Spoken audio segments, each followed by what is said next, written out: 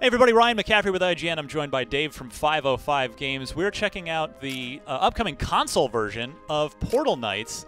Dave, thanks for coming by. Sure. This is a game that's been a big deal on the PC and is now making its way to the PS4 and Xbox One. So I guess we're looking at the character creator as we put somebody together here. Why has this game taken off on PC, do you think? I think there's a lot of aspects that our players really enjoy. I mean, the character customization that you can see here is one of them. And by the way, just to jump in, we'll also be coming to Switch a few months after Xbox Always good One to know. and PS4 as well. And we think that'll be a really good fit for this platform as well, or fit for this game as well. So, I mean, at its core, we really take the sandbox crafting genre that I think we've all experienced now for a few years, and we really tried to add an action RPG spin to it. So we have lock-on third-person combat, we have classes, we have talents, we have levels, we have really unique monsters and boss battles. So a lot there that we think has not quite been explored in that kind of depth in other games. So a bit more traditional,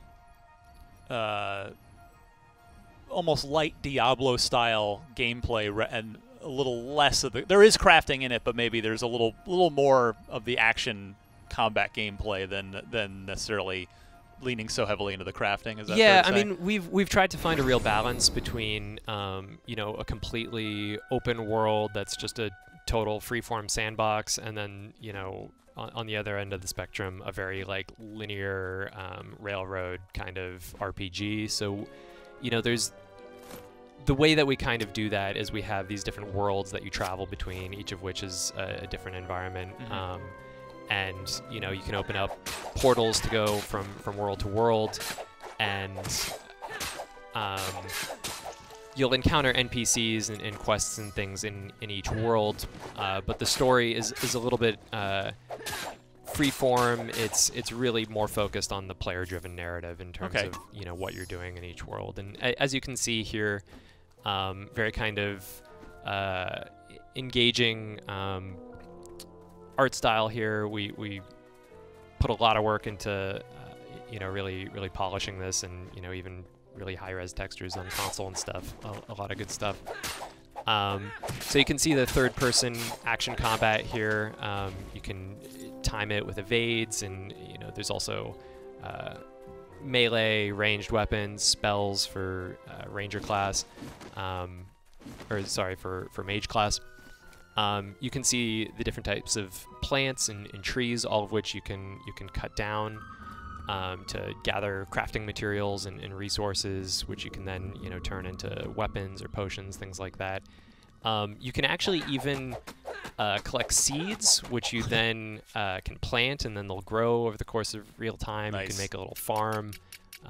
That kind of homestead gameplay is there for people who want to put the time in there. So the different worlds, are they procedurally generated every time you make a game, or is it all handcrafted? Yeah, so there's kind of a balance, right? So there's 40-something worlds, and they have these different environments, but there's kind of like a general progression that you'll follow from world to world. But then there's the different environments, and then it's largely procedurally generated, but then there's kind of certain handcrafted elements. So, we'll make sure that certain temples or ruins or farmhouses or whatever will appear in certain levels, and even the dungeons actually are procedurally generated, which we'll be able to see in a bit. There's also, you can switch between third-person and first-person mode. Oh, nice. Yeah, so you can choice, mine and build in this mode, which it really helps for kind of precision work. But yeah, we can go over to one of the dungeons and kind of check out what's in there. And then you were telling me before we started recording that you guys are definitely leaning more into the sort of party multiplayer, so you can invite 1, 2, 3 friends into this, and all tailor your characters accordingly, and have sort of just a good old-fashioned, again, I kind of go back to Diablo-style action RPG time. Yeah, absolutely. So We support both split screen play. We can do 2 players couch co-op, which Always we think appreciated. is really cool on modern consoles. We know that's kind of neglected sometimes. And we also support online play, so you can play with up to 4 players total. And yeah, it's a really fun game to just grab friends and go exploring dungeons and travel around. And yeah, with the different classes, you can have one person who tanks, another person who's more of a distance, one guy who's more healing and support. You can kind of cater your play styles around the different classes, and depending on the bosses, some of which are really tough, or certain events, you'll really need to strategize with your friends and do loadouts to really beat some of the harder areas. So here we can see an example of one of the dungeons and dynamic lighting and all that cool stuff. If we open up the map, we can actually see there's a nice interface for jumping back to your launch pad. Oh, interesting. Which is a nice little shortcut, because we know it's really easy in these games to get lost in dungeons. You can also see just the general layout of the map here. So these are all different worlds that you'd have to unlock. Also, while we're here, we may as well kind of show off the character screen. Yeah, for sure. And some of the inventory. So yeah, traditional kind of action bar that we've seen in other crafting games, potions, things like that. If we go to the character page, yeah, you can see both vanity and regular armor sets. Plenty of gear here, yeah. Yeah, tons of gear. There's even a pet slot, so you can have like a cat or like a owl or something, which is pretty cool. Yeah, and here, as you level up, you'll gain different stat points that you can assign to these different attributes. And then there's also a talent page with tons of different combat-based talents to really spec your character. So there's plenty of RPG-type depth here. Absolutely.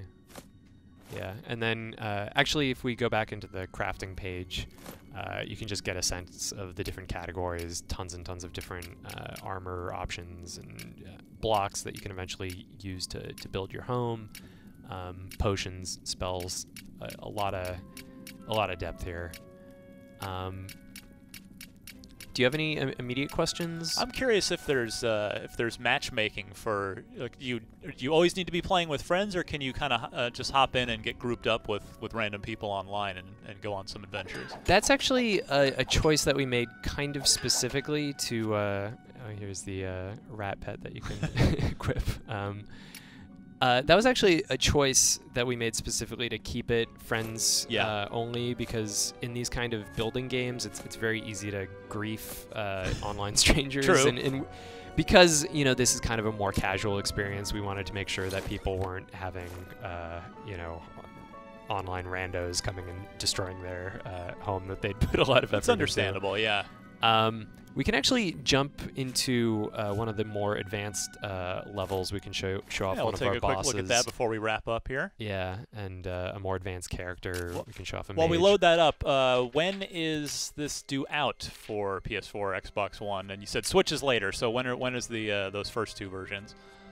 This will be coming out May 2nd in North America on Xbox One and PS4. I believe a few days earlier in Europe. But yeah, as I said, Switch sometime after that. I don't know if we have an exact date for that announced. Good to know. So yeah, another one of the action RPG aspects that really separates us from some of the other games out there are these more traditional kind of boss battles, and these are our portal guardians, right, that are guarding the different clusters. And here we can see a more advanced character, a mage who's kind of decked out in high-level gear. She has a sweet ice staff, which there's also different elemental types. So the dragon, because he's fire type, right, he'll be weaker to water elements. So yeah, and these are all playable with 4 players, and yeah, you can see very kind of traditional boss battles where you have to go through the different phases and figure out their vulnerabilities. And each boss also has a hard mode variant, and so if you're able to finish the the base version, which are pretty challenging, honestly. But then, you know, there's some epic high-level rewards if you're able to beat the harder version.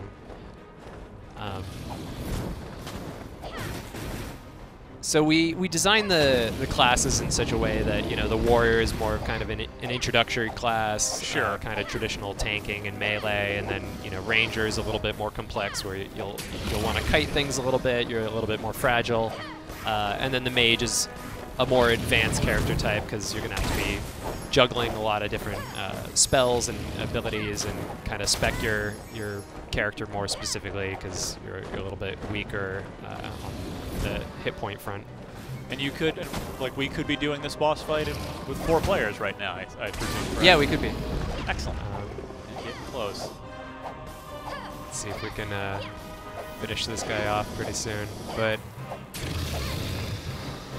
we'll let folks play the game themselves to see how this boss fight resolves. Dave, thank you so much. That's a great overview of Portal Knights. It's been a big hit on PC, on its way to PS4 and Xbox One, and then shortly thereafter the Switch. Thank you so much. My pleasure. Thank you so much. And for more on Portal Knights, keep it tuned right here to IGN.